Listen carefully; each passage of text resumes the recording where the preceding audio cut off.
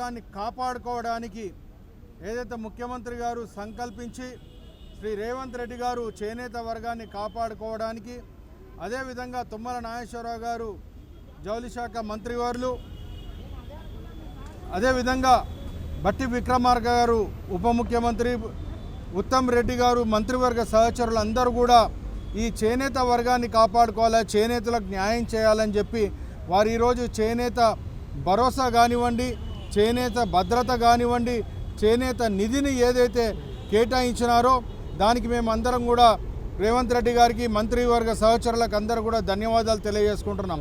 ఇలా చేనేత వర్గానికి ఏదైతే 38 మంది చేనేత కార్మికులు, అదేవిధంగా ముఖం మీద పనిచేసే 15,000 మందికి ఏదైతే 8% వాళ్ళు కట్టినట్టయితే 16% గవర్నమెంట్ పెట్టి మొత్తం 2,400 ప్లస్ 1,200 3,600 రూపాయలు వాళ్ళకు పెట్టి 115 కోట్లు ఏదైతే వాళ్ళ నిధి కేటాయించినారో దానికి ధన్యవాదాలు తెలియజేసుకుంటున్నాం.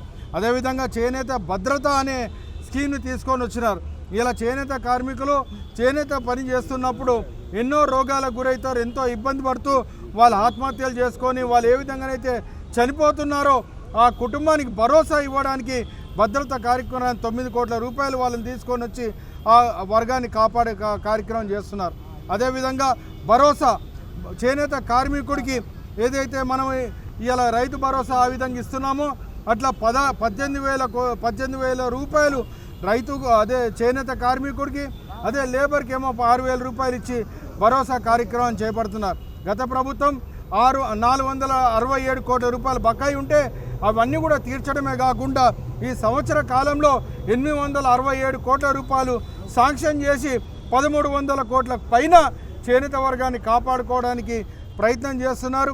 అదేవిధంగా ముఖ్యమంత్రి గారు మంత్రివర్గ సహచరులు కూడా ఇవాళ 67,000 మంది మహిళలకు 2 చీరలు పంపిణీ చేసి చేనేత వర్గానికి ఏదైతే వర్క్ ఇవ్వాలని కార్యక్రమాన్ని చేపట్టిరో వీటన్నిటిని కూడా మేము ధన్యవాదాలు తెలియజేసుకుంటూ ఈ ప్రజా పాలనలో రేవంత్ రెడ్డి గారి నాయకత్వంలో చేసినందుకు మేము మీ అందరికీ కూడా వారికి ధన్యవాదాలు తెలియజేస్తాం, మీకు కృతజ్ఞతలు చేస్తాం. రేవంత్ రెడ్డి గారి నాయకత్వం వర్ధిల్లాలి.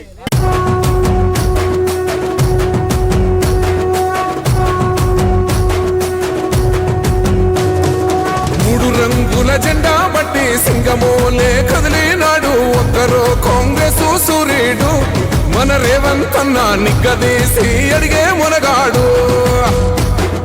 వీడు భూమిన వానైతాడు, బీద సాదల ధైర్యం వీడు, దొంగ దొరల భరతం పడతాడు. మన రేవంత్ అన్న పేద ఇంటికి పండుగ తెస్తాడు.